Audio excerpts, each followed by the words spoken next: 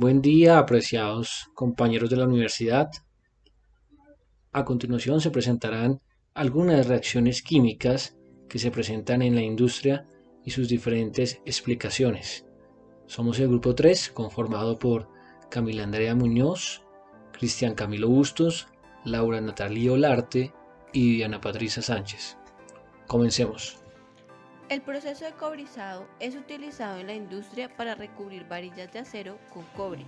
Para este proceso se ven involucradas otras sustancias como cianuro de cobre, cianuro de sodio, sulfato de cobre, ácido sulfúrico, ácido clorhídrico, cobre fosforado, entre otros.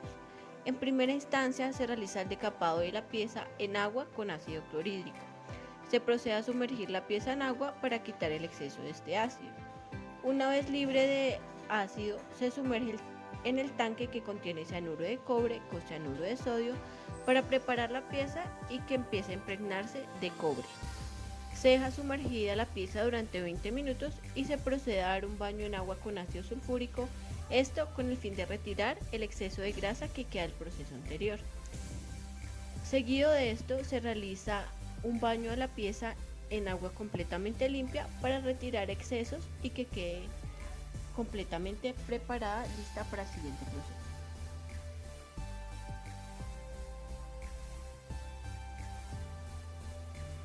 El ácido clorhídrico es un agente altamente contaminante y perjudicial para la salud, ya que al ser inhalado por el ser humano causa una irritación severa en sus conductos respiratorios, produciendo además tos, quemadura en la garganta y sensación de ahogo. También es corrosivo para la piel y puede causar quemaduras leves a severas dependiendo de la concentración en que se proporcione a la piel. Los contactos repetidos de esta sustancia pueden producir dermatitis severa.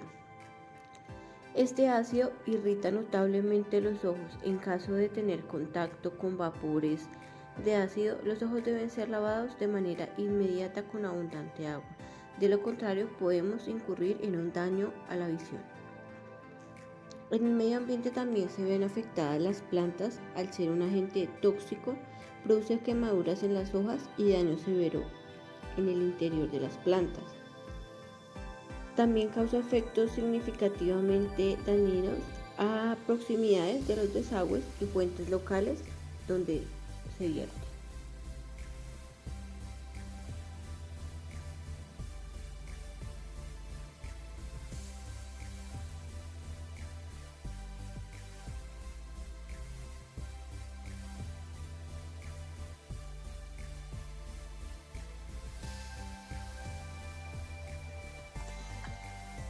La espada debe ser retirada de la anterior reacción debida por cianuro de cobre. Se limpiará la pieza posteriormente para eliminar excedentes de la anterior mezcla para darle disposición en el nuevo tambor, el cual tiene una mezcla de agua y ácido clorhídrico. La búsqueda de esta mezcla lo que genera es una reacción de síntesis para que en la pieza se eliminen los excesos de grasa de la reacción anterior de cianuro de cobre para poder hacer el proceso de colorizado, que una de sus características es que su tono de cobre sea brillante. Vemos la mezcla y vemos que la pieza ha tenido una reacción y su tono, su coloración ha sido distinta. Luego la pieza la mezclaremos en un baño de cobre con ácido clorhídrico para poder terminar el proceso de cobrizado, el cual se dividió en las dos fases anteriores vistas para poder dar la consistencia y la función térmica de resistencia del producto.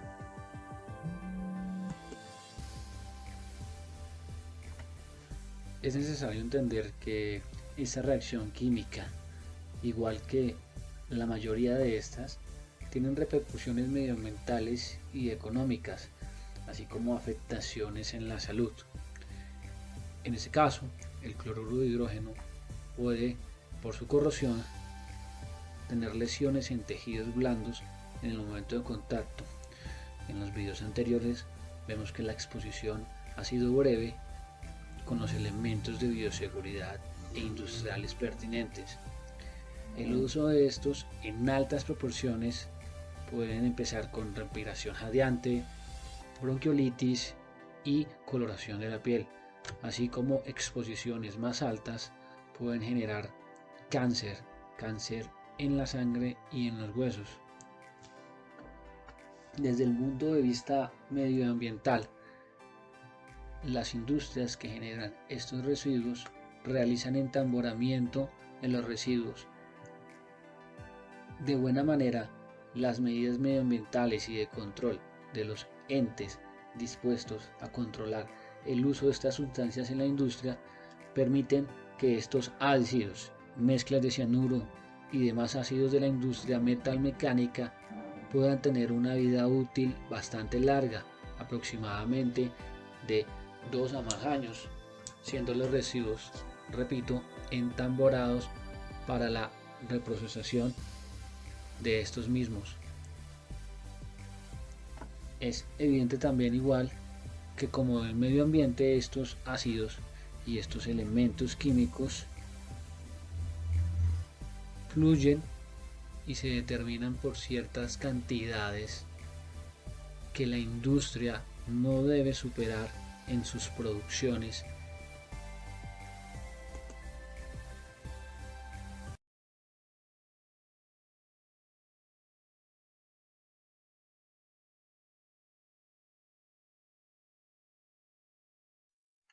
Bueno, yo les voy a hablar sobre la importancia del alcohol etílico en la industria.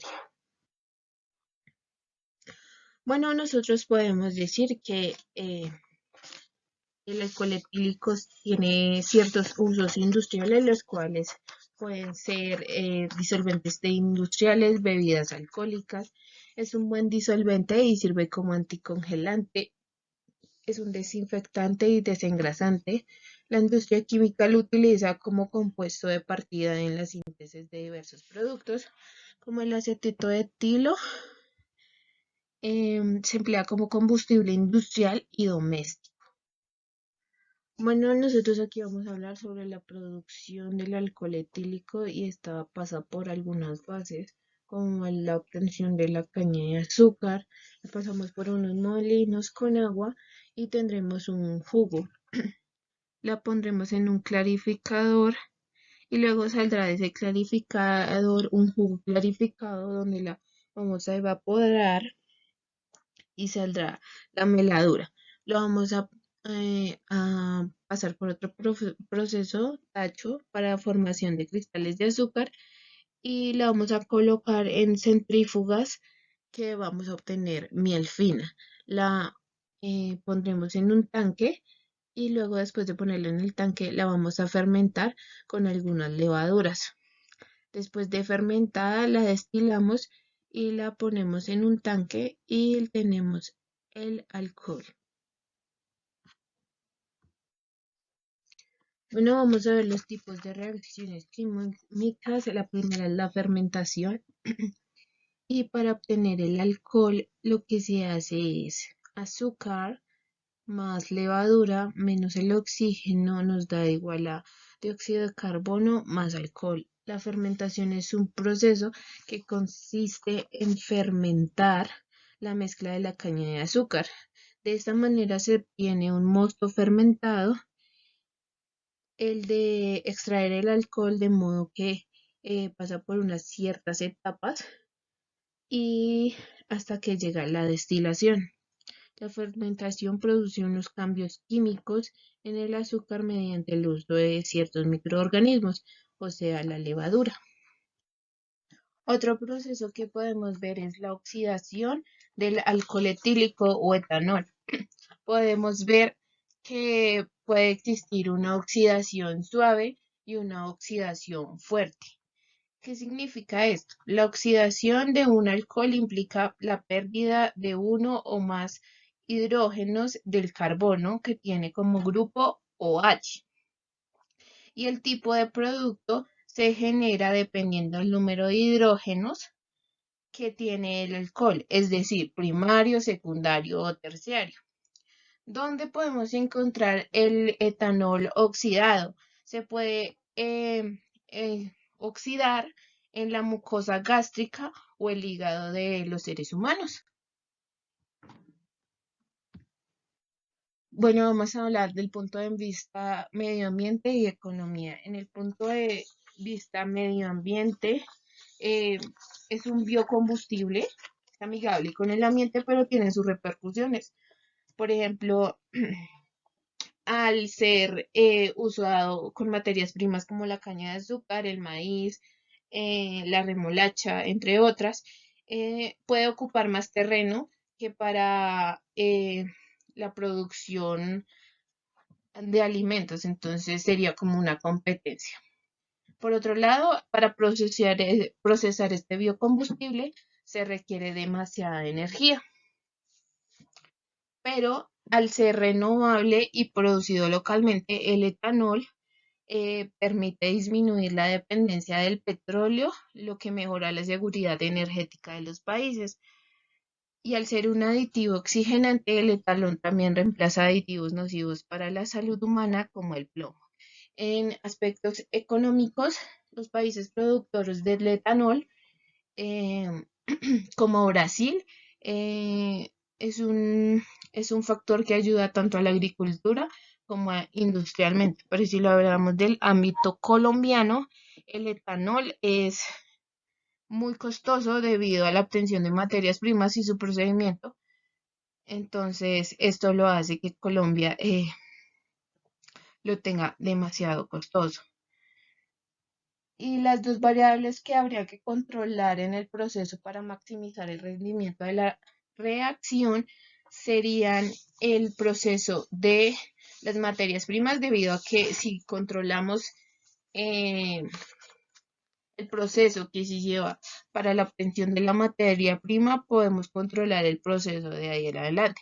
Y la otra, para controlarlo, sería la fermentación y las levaduras, ya que para la fermentación se tienen que agregar unas concentraciones de levaduras, y esto hace que deba tener una mayor exactitud. Entonces, ahí está la clave de si estamos midiendo con exactitud, podemos tener un muy buen alcohol etílico.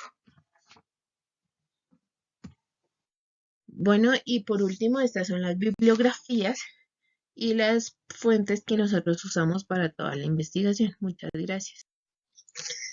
Bueno, les voy a hablar sobre el amoníaco. El amoníaco se produce de forma natural mediante la descomposición de la materia orgánica, pero esta se produce a grande escala de forma industrial.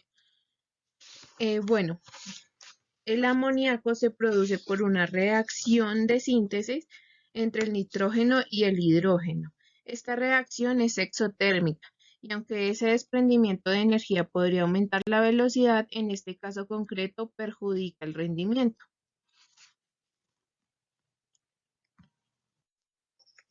El proceso o la obtención del amoníaco. El proceso que se utiliza para obtener el amoníaco es el proceso de Haber-Bosch. Este proceso consiste en que la reacción del nitrógeno y el hidrógeno en forma gaseosa. El nitrógeno proviene de la atmósfera, mientras que el hidrógeno viene del gas natural. Consiste en una reacción que se lleva a cabo lentamente y se necesita mucha energía. Esto hace que el nitrógeno se mantenga estable para que la reacción sea más rápida, y utiliza un catalizador, y de esta forma aumenta la presión y la temperatura hasta que la consigue.